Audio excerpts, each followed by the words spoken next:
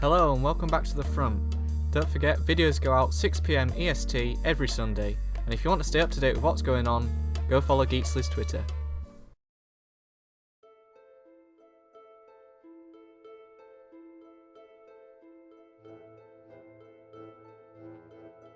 Born in Barcelona on 14th of February 1912, Joan Pujol Garcia is known as one of, if not the, best spy of World War II, though it wasn't an easy task to get that status.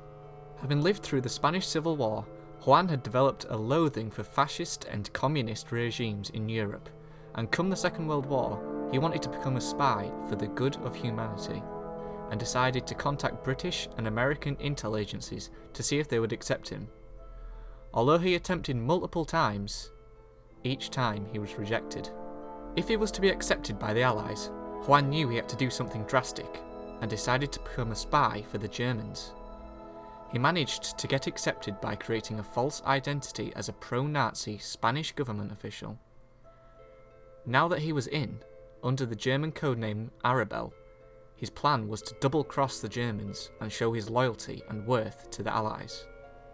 Juan was told by the Germans to go to Britain and obtain information, but he didn't do this.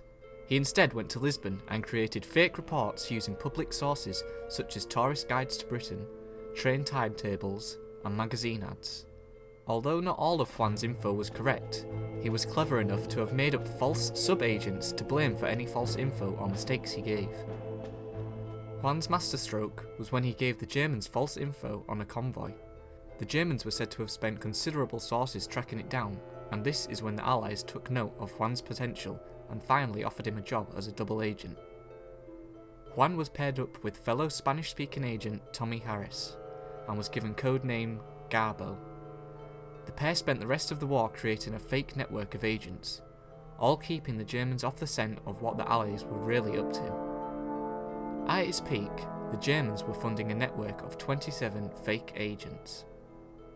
Juan and his network of fake agents' defining moment came in Operation Fortitude, the deception operation that misled the Germans about the timing and location of the invasion of Normandy in 1944. Juan's fake info persuaded the Germans that the main attack would be in Pas-de-Calais, so they kept large forces in completely the wrong place during the invasion. Juan sent a letter to the Germans a few days before the attack that he knew wouldn't reach them in time, saying that the Allies were no longer going to have their main attack in Pas-de-Calais. As Juan had planned, it did arrive too late, but only added to his believability, so much so that he was even awarded an Iron Cross, as approved by Hitler, on the 29th of July 1944, for his supposedly good work for Germany. Amazingly, only a few months later, on the 25th of November 1944, Juan Garcia was awarded an MBE from Britain. Juan is one, if not, the only known person to have been awarded both. After the war, fearing surviving Nazis, with the help of MI5, Juan travelled to Angola and faked his own death from malaria.